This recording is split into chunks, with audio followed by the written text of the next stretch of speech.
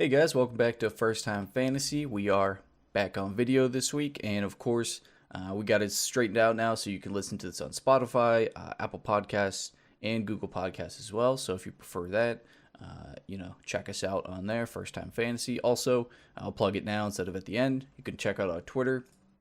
It is ftfantasy_. So check that out. We retweet a lot of news throughout the week. A lot of different injury updates, stuff like that, and some of our own thoughts as well. So check us out if you get a second. But without further ado, this is the fantasy forecast for week 4. We'll give you some of the news, some of the injury updates, and also a ton of players to start and sit. So I'm going to kick it off here with quarterbacks to start. My first one is Jalen Hurts. He had a pretty rough night against Dallas, but nonetheless, fantasy-wise, he still managed 20 points, which isn't too bad considering he threw two picks. Overall, the Chiefs' defense hasn't been so great this year, so I think overall it's a pretty good matchup and would be a nice spot for him to bounce back. And if at the very worst it turns into somewhat of the Chiefs-Chargers, where it ends up being a pretty high-scoring game, I think Hurts is definitely capable. Overall, wasn't a guy I was really high on going into the season. Not that I wanted to draft him. There's a lot of quarterbacks I would have taken before him, but fantasy-wise, he's been pretty solid this year. So I think he's, even with a bit of a questionable performance against Dallas, like I said, fantasy numbers-wise, he came through, and I don't think you'd have a problem starting him unless, if you got like I think Jason, our league, has Kyler Murray. And Murray. Yeah, if you're a team like that where you have like a Kyler Murray, don't sit him to start Hurts or anything crazy like that. But I don't think you'd have to worry too much about Hurts being your QB1 going forward. Yeah. My first start for quarterback is Kirk Cousins. The Cleveland defense is good. They've been mediocre, middle of the pack against the pass, and Cousins so far this season has been anything but mediocre. I mean, he's got we've touched on this in the waiver wire pickup, but he has so many weapons around him, and he seems to have fine-tuned his game a little bit, and his accuracy is on display, his arm strength, he looks like a new player this year. And this week against Cleveland, I think that it's going to be a shootout. It's going to be a very high-scoring game. Obviously, with Dalvin Cook back, he'll be a big part of that. But I also see the Minnesota receivers having a big day, and that will all come from Kirk Cousins. Yeah, I kind of like that too. I did see Baker popping up a little bit because of what you mentioned. It might be a pretty high-scoring game, and both of those teams have a good defense, yeah. But both teams, their offenses are both very, very good. Yeah, that one should be an interesting game for sure this week. All right, my second here is I mentioned about a ton this year. I think he's probably one of the most underrated fantasy players, and even now you might be able to get him in your league if you were desperate. But you got Derek Carr. He's once again just been impressive so far this year. I still didn't understand why he was ranked so low, but hey, it made it easy for me to draft him in a few of my leagues and get him pretty late. But he's so far through the first 3 weeks, he's led the league in passing. Of course, he's got pretty good weapons in Darren Waller, Henry Ruggs, even Renfro and Bryan Edwards. So far, he's been really solid. His worst game this year was against the Steelers, where he only threw for 382 yards. Every other game, now of course, he did have a little extra time in the first and the third one, with both those games going into overtime. But for fantasy wise, even if they lose those games, you're not upset with that because he still ends up putting up a ton of points and getting a few extra throws in there. And versus the Chargers this week, I would kind of expect this to be a pretty high scoring game. It also depends too on if he has Josh Jacobs back or not. While Peyton Barber seemed to come through pretty well, I don't know. It kind of depends on if they can get that run game going or not. But nonetheless, I think either way, this will kind of be up to Carr to win, just because the Chargers have proven that they can put up a ton of points. So I wouldn't be shocked if you see him, throw the ball 30 plus times again this week and possibly getting close to that 400 yards mark once again. Yeah, I like how you had to say that his worst week, he only got 382 yards. Yeah, sadly enough, it was against the Steelers, but I was looking at it because I just saw he's like over 1,200 yards the first 3 weeks. And I was like, wait, what the hell? I was like, so this is the only game that didn't go into like overtime, and he still is just that close to the 400-yard mark, which is just, I mean, that's just like crazy. Also, I believe he's thrown for 2 touchdowns in every single game. So far he's been pretty consistent. Like I said, with weapons like guy like Darren Waller, especially in the end zone there. That's pretty easy when they don't have Jacobs to just like fall in pretty much. So, but his status is definitely up in the air this week, so that's something to pay attention to. Yeah, my second is Taylor Heineke. He was kind of the butt of a lot of jokes in the offseason, including from me, just because he had that one good game last year or whenever he stepped in against the Chiefs, I believe. I think was it the Chiefs? Bucks. The Bucks. Yes, game, it was yeah. one of the 2 Super Bowl teams, and he played well. And then this year coming in, we had Fitzpatrick, and he obviously had that hip injury in week 1. And Heineke, he's played well. He's stepped up to bat. He's done well. I know, Rick, you were, I wouldn't say high on him, but you had some hopes for this guy coming into the season. Definitely. And he's got good weapons, and most importantly, this week they are playing Atlanta, which is a very, very porous defense. Should be another high-scoring game with how bad the Washington defense has been as well. He also is possibly getting Curtis Samuel back this week. I don't expect him to be a huge factor right out of the gate, but no real better week for a big playmaker like him to come back than against this defense. Maybe he can get a few deep balls in. But I like Heineke. I don't like him as like a rest of the season guy, but this week against that Atlanta defense, if you need somebody to plug in, he could definitely do worse than Heineke. Yeah, definitely like that option as well. I think he's definitely a good streaming candidate in a pretty, not a bounce back game, but for Washington in general, yeah, they seemed a little. Yeah. The defense needs to get something going. Now it's definitely the week. And with that, I'll move on to quarterback sits for this week, which brings me to Matt Ryan. So like we just mentioned, the Washington football team defense, kind of expecting them to get back on track here. Chase Young doesn't even have a sack this year. You know, you might see them finally come around this week. Every week it seems like they should have, been taken out. I mean, they barely beat the Giants, and I think they did have a few sacks that game, but, they just haven't seemed really like themselves. And I don't know that, I know fantasy-wise, I was looking to draft them, but most times they got grabbed by other people.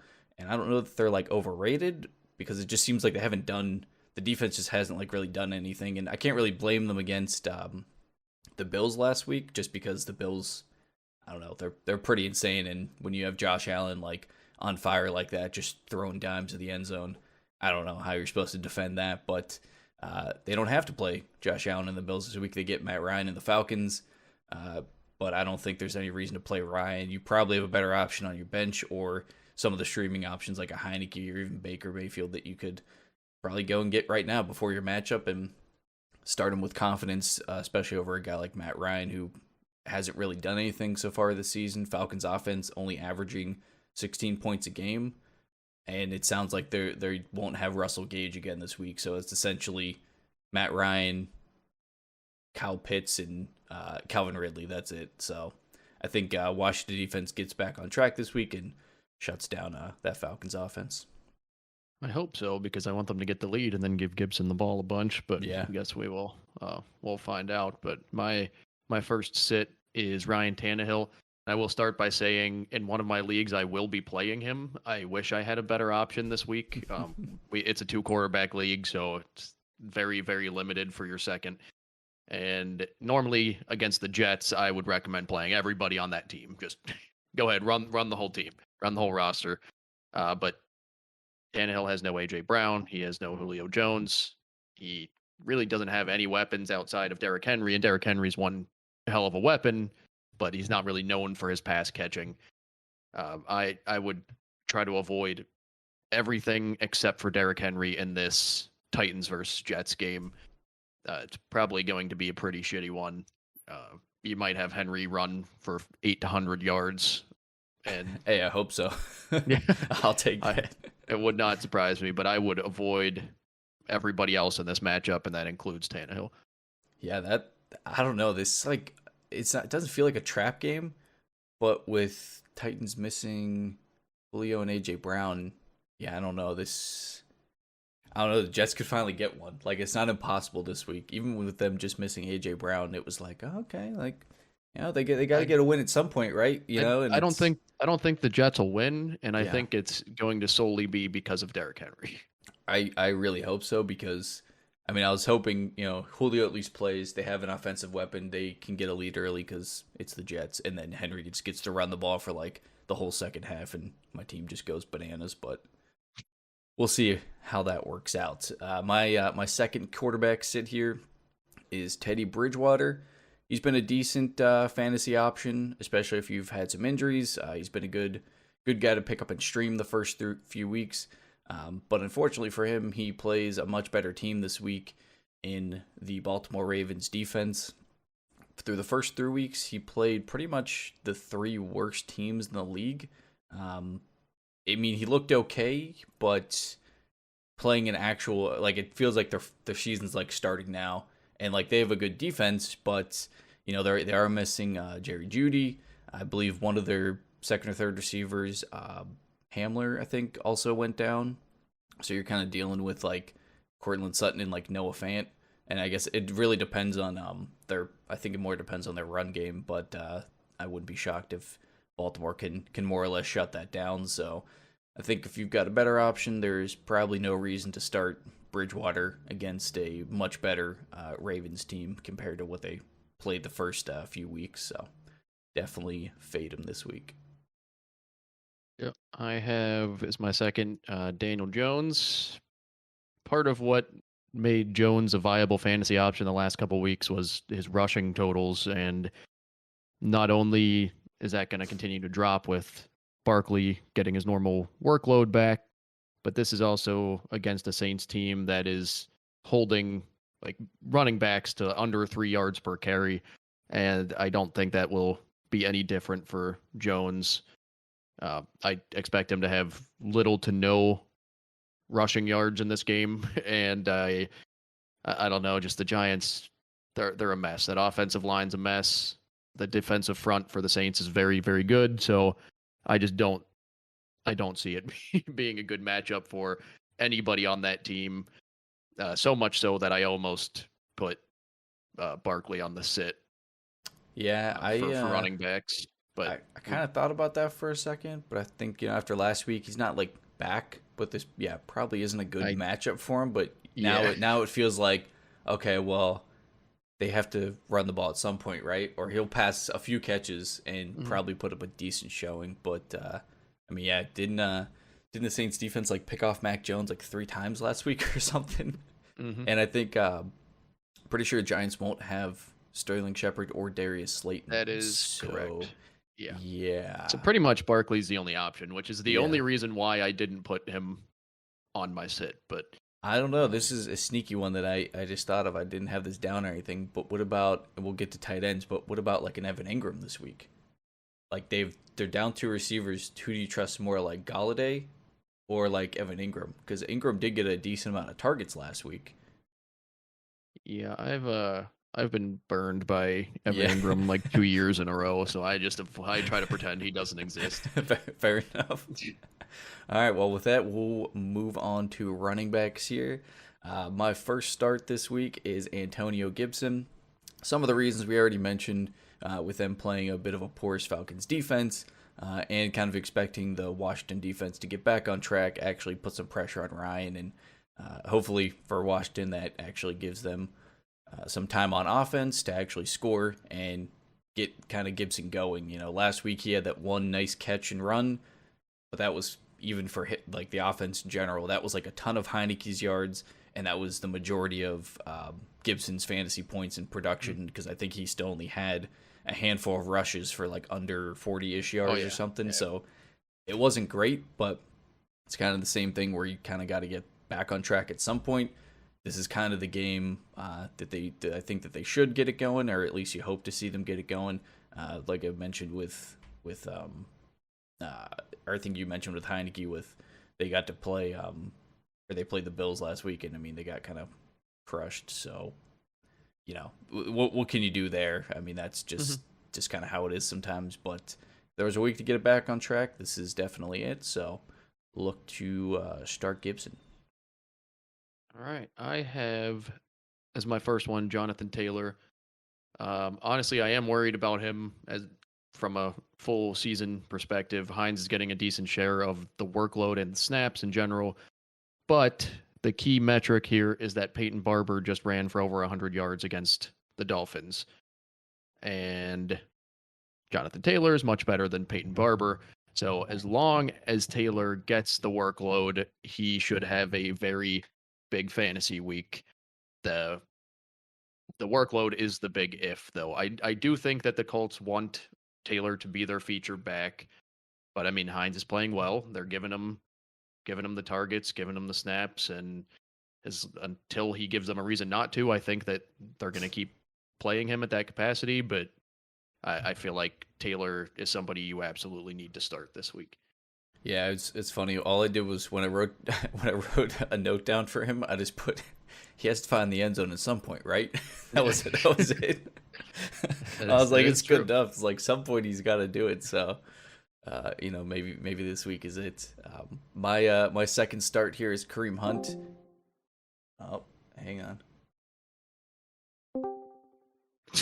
What the hell was that?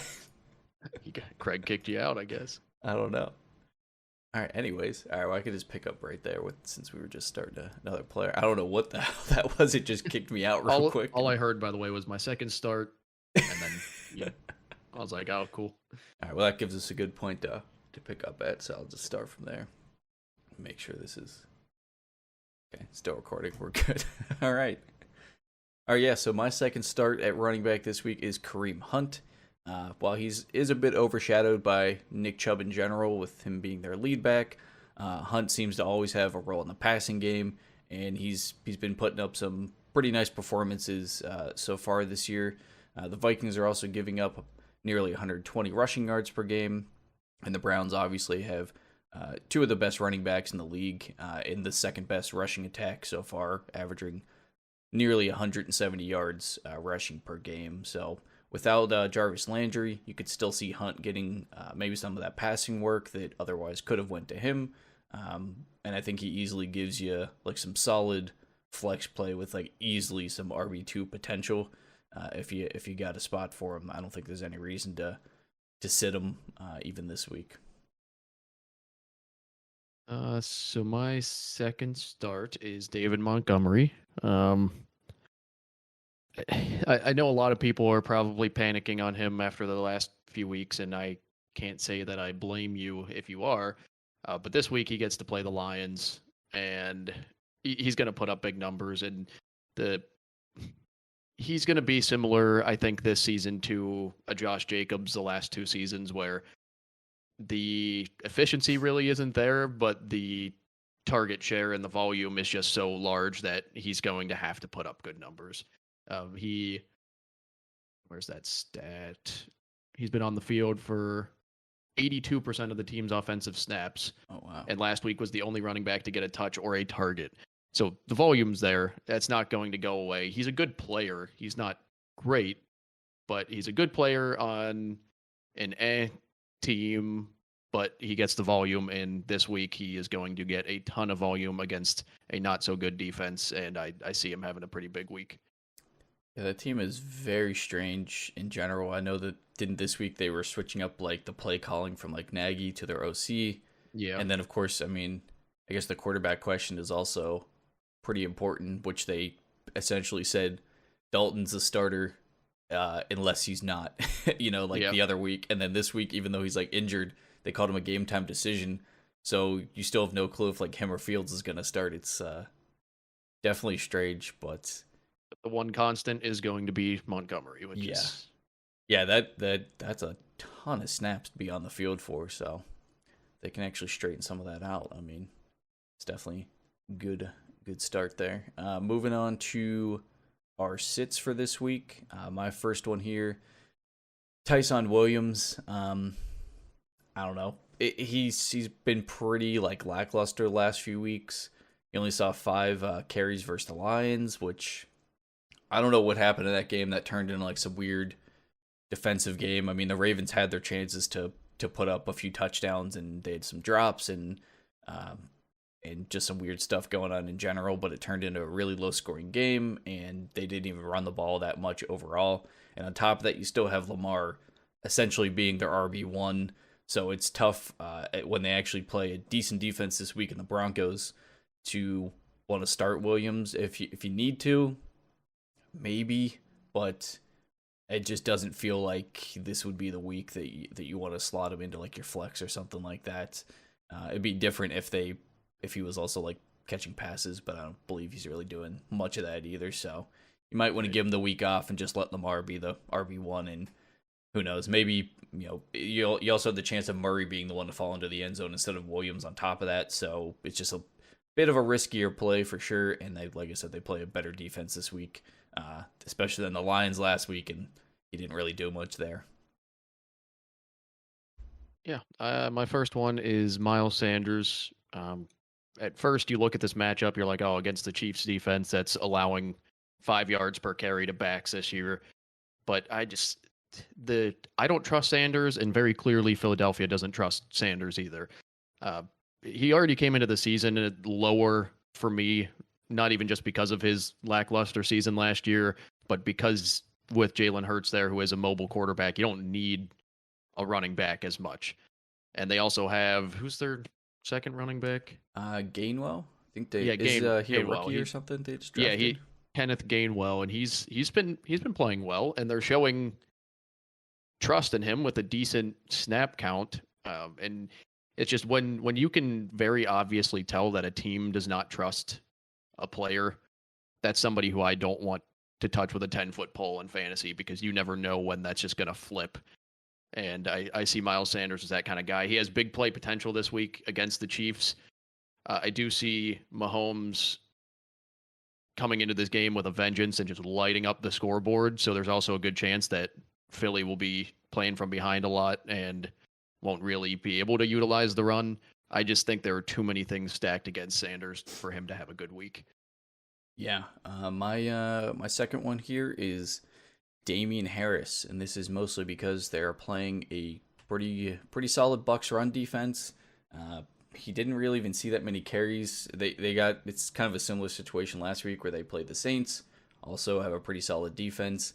I think they're going to be playing from behind again here against the Bucs, and there just isn't going to be enough room for Harris. Even though James White, it does sound like he's done for the season with like a hip injury, which should kind of open up some more stuff for him. But look for next week when they play someone like Houston and start him there instead of against a good Bucs team. That, like I said, I think Pats will probably play from behind Harris unless they have him catching a ton of passes.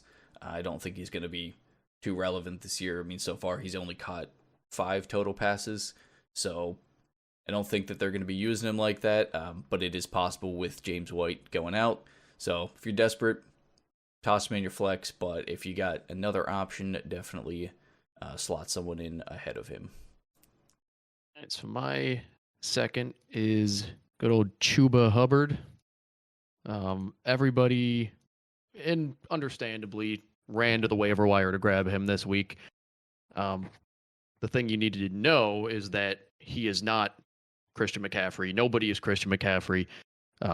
Nobody's going to put up the numbers that he does. Mike Davis stepped in admirably last year in his absence, but that doesn't just mean that any running back that's going to step in is going to have a big game.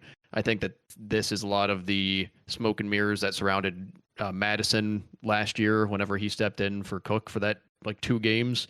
And I know that's probably, it sounds like a bad take because Madison just put up big numbers last week without Cook, but flip the script 1 year ago, he had 2 games without Cook and sucked.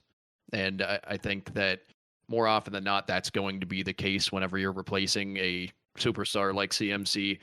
And on top of that, Dallas defense isn't bad this year. They look pretty good. Their offense is still very, very good. I just think, kind of like with what I said with Sanders, there's just too many things in this game that are going against Hubbard that I don't see him having a great week. I know everybody's still going to start him, but I think you probably have better options on your team unless you are the CMC owner and he's out. Yeah, I think if you're like a CMC, um, maybe like if you had one of the San Francisco running backs, like if you're hurting the Josh Jacobs owner, if you grab this guy because you already had injuries to your running backs, it would make sense. But I kind of agree with you there, where the Dallas defense actually didn't look bad against the Eagles, and that could be a definitely a questionable one. But if you have someone rostered that's a little better, you might want to. Yeah, I wouldn't sit a proven player in exchange for Hubbard. Yeah, for sure. Now we will move on to wide receivers starts here. My first one here might be a little sketchy, but I'm liking him this week as Jalen Waddle. Even without Tua, he ended up seeing 13 targets with Brissett at QB, and he played the most snaps out of all the Dolphins receivers. It's more of the volume than anything with this, and we could see the script completely flip this week. We've only seen Brissett for 1 week, and there's no guarantee that happens again. But if there was a Dolphins receiver that you actually believed in, I think it's definitely Waddle this week, and you could at least make for some solid volume and give you a decent flex play there. All right, my first one is one that I go back and forth on all the time, but I'm putting some faith into my Pittsburgh Steelers this week, and I'm going to say to start Deontay Johnson. I mean, if you have him, you probably are anyway, but I don't know. The Steelers offense, it's complicated. Yeah. It looks better when Johnson's playing. I think that they're going to have a decent week. I don't think they're going to win against the Packers, but I think they're going to look better than the last 2 weeks because it would be hard to look worse. And although Matt Canada and Mike Tomlin don't like to listen to my advice and run the offense through Chase Claypool and Najee Harris, they're going to do something like that, except for just replace Claypool with Deontay Johnson, and I see him getting close to double-digit targets this week, and if he's not the Deontay Johnson of last year, catching at least 6 or 7 of them, and probably for a touchdown. I like the Steelers against the Packers to make it a close game. I don't think they're going to win, but I think that close game will come straight through Deontay Johnson. I think you're right, because I don't think there's any other way that they're gonna win. It needs to go through like Johnson and like Harris essentially. Yep. But I have to say I'm not as optimistic as you. I already bet on the Packers -6.5, so I don't think that game is gonna turn out very well. But yeah, if there's a Steelers receiver to start, it's definitely Johnson. Moving on to my second start here, I have OBJ. This is kind of similar to why you might want to start Kareem Hunt. They're still without Jarvis Landry, and even with OBJ just having 1 game back, I believe he had the most targets out of all their receivers. Yeah, and he looked good. Yeah, he did look bad. I know after the game he was saying, he was like exhausted, so it'll be nice. He's got 1 game under his belt.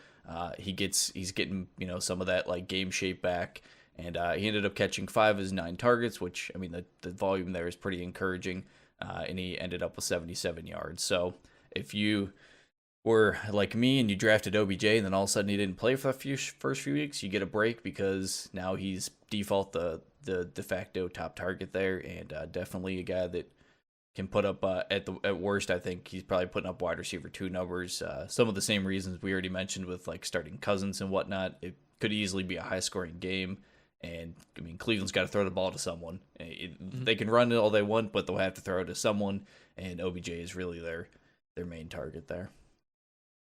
Yeah, my second one is somebody who I've talked about a million times, and you might think that it's a cheating one at this point, but Mike Williams. And the reason I threw him on here is because, according to ESPN, he's only being started in around 70% of leagues. It's like, who the fuck do you guys have on your team that you're not starting this guy who's wide receiver 2 on the season, averaging nearly 26 points in PPR? What else does he have to do? It's 3 solid, very, very good. 3 solid, great showings to start off the season. Is that going to continue at 22 points plus? No. But he's playing against a middle of the pack defense, literally middle of the pack, ranked 16th against the pass. And I just think he's going to have another solid week. Is he going to put up 30 some points again? Probably not. But between 15 and 25 that's a big spread, but that's pretty easy to say that's what's going to happen. And if you are one of the or somebody in the 95% of leagues that are rostering him, let's bring that start percentage up to the 95%.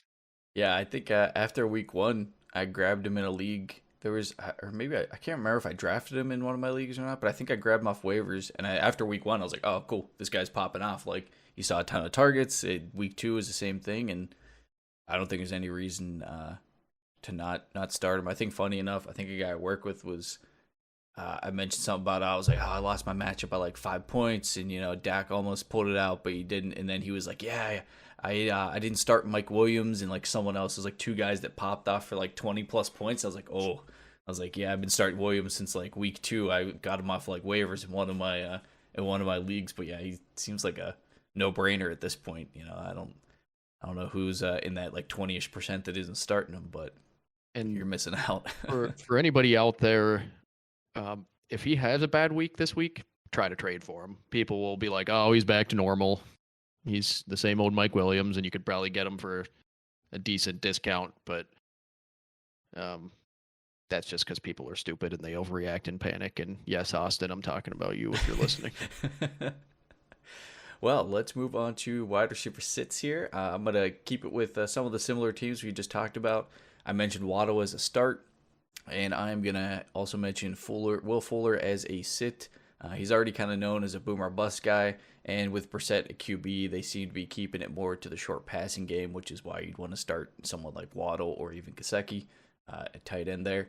But I don't think there's really a reason to start Fuller. And I mean, it's always possible he catches that 1 or 2 deep pass for a touchdown, and that's great. But either way, he's not going to be doing that every week, and it doesn't seem like that's really the game plan here, especially with the Dolphins playing the Colts. Colts actually have a decent defense, so I'd much rather go with Waddle that might actually get the volume compared to Fuller, maybe catching like a few of his, maybe catches a few of his targets. Even then, it's a little bit sketchy, but yeah, definitely sit Fuller this week.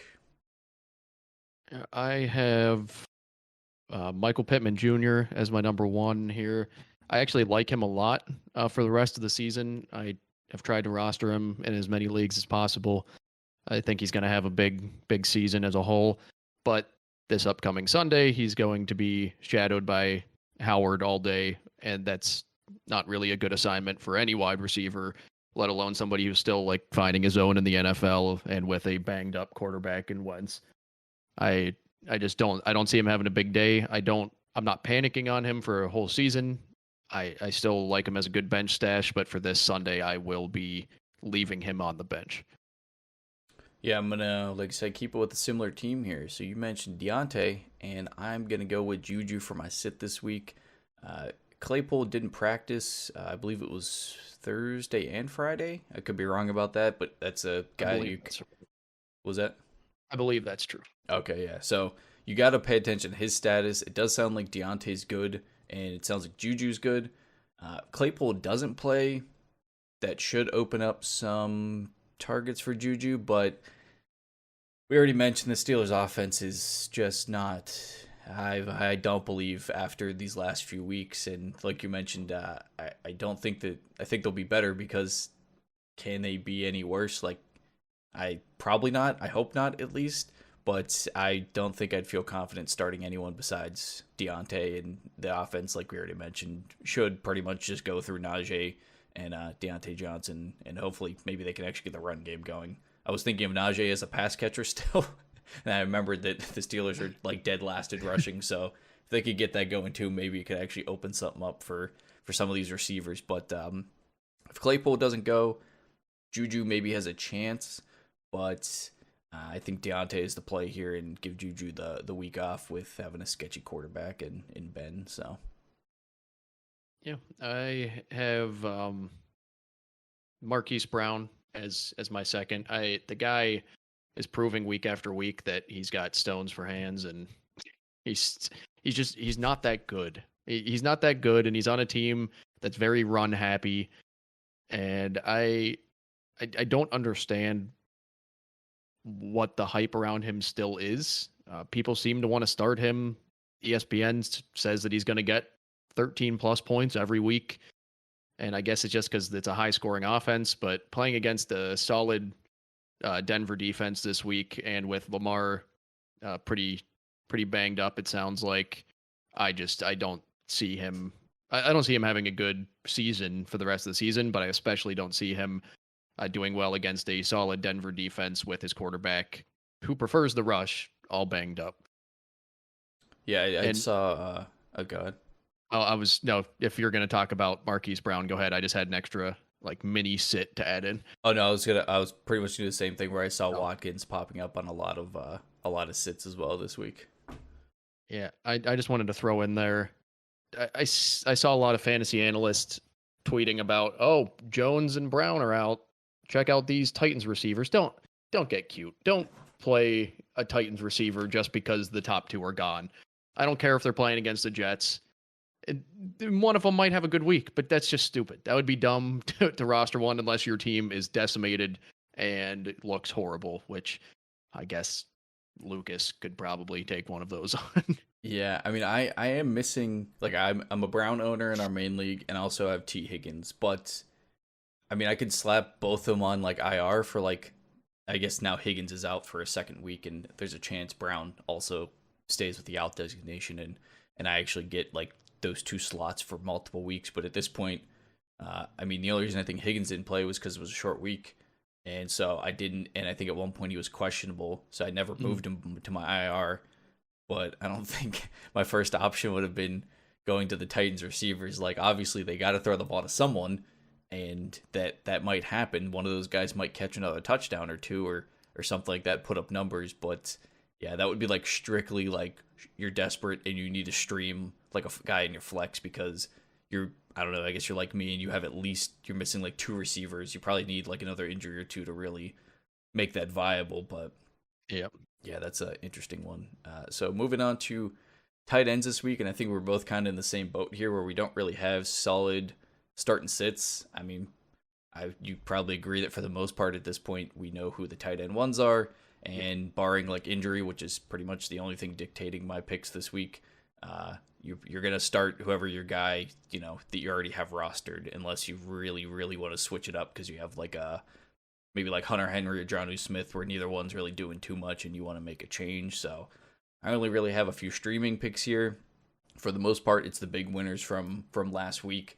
So if you're comfortable with like maybe like a Dawson Knox because they're playing the Texans, and of course, the Bills have a pretty high-powered passing offense, it might be a good streaming candidate. Pretty much the same thing goes for Tyler Conklin, who is the Vikings tight end. He finished tight end 2 last week. It's the same reason. Cousins has been playing well. That game could be high scoring. If he catches another touchdown, he ends up being fantasy relevant all of a sudden. Maybe you see like 10 points out of him. And same thing again goes for Dalton Schultz, although I think this is definitely the sketchier one because he's essentially splitting snaps with Blake Jarwin. I think last week Dak just happened to throw to him when he was on the field, and that was it. But those were kind of the big winners from last week that aren't really rostered in a ton of leagues. So if you're looking to stream a tight end, there you go. If not, then, start your guy who you already have rostered and call it a day. Yeah, that sounds good for me because like you said, tight ends at this point in the season are usually, you have a few, like you mentioned, that you can stream, but other than that, most people have their starting one, and it's too risky of a position to move around. Yeah, I guess this is like high risk, but I know I did mention Evan Ingram earlier, and if there's a week where he's going to be useful, they're missing both their top receivers. Unfortunately, they're playing a decent defense, but, I mean, they got to throw the ball to someone, right? I mean, I think he did have, like, 6-ish, like, targets last week, although he did fumble one, so not starting off on the right foot there for coming back, but if you wanted to get kind of sneaky with it, or you were, like, really desperate, I don't know, maybe all these guys got grabbed up in one of your leagues or something. If you're looking for, I've been seeing more and more on a bunch of the fantasy stuff where if you're looking for the home run, maybe go for a guy like that. If you're desperate and you really want to go all out, maybe do that. It's probably a bad idea, but it's interesting with them just missing a bunch of their pass catchers already. And at least he saw some volume last week, so there's an outside chance he's relevant. Yeah, that's everything I have for this week. Should be another fun week. The football fans have been very fortunate this season so far. pretty much every primetime game's been a close, fun one. Yeah. And hopefully that continues tomorrow. Yeah, the only other thing I want to mention real quick is injuries again. We already touched on like Julio and AJ Brown being out. You also have no Giovanni Bernard for the Bucks, so maybe look for Fournette to get some more passing work. Atlanta's going to be missing Russell Gage. You had Antonio Gibson questionable with the shin. George Kittle is probably the biggest one here. Shanahan said he's not guaranteed to play, and he's questionable with a calf injury, I believe. So that might be definitely the biggest one to keep an eye on. And same for Gronk as well. I believe he was rolled as doubtful going into that game. So at least have a guy you can slot in at tight end, which we just mentioned a couple of good streaming options there. And then of course, like we touched on too, Sterling Shepard and Darius Slayton, both out for the Giants. But Chase Claypool was another one that we mentioned as well. But just some stuff you gotta pay attention to. If not, you might miss out on like me, who has James Robinson in another league, and I saw that Carlos Hyde was inactive, and I still sat James Robinson, and I missed out on 20 points. So some of the things you gotta pay attention to actually capitalize on some of your fantasy matchups and win your week. Yeah, you don't want to be stupid like Rick. Yeah, yeah. Try to avoid it. There you go. All right. Well, with that, you got anything else? Or are you good? Good. All right. Well, thank you guys for watching, and we will see you on Tuesday. All right. See you guys.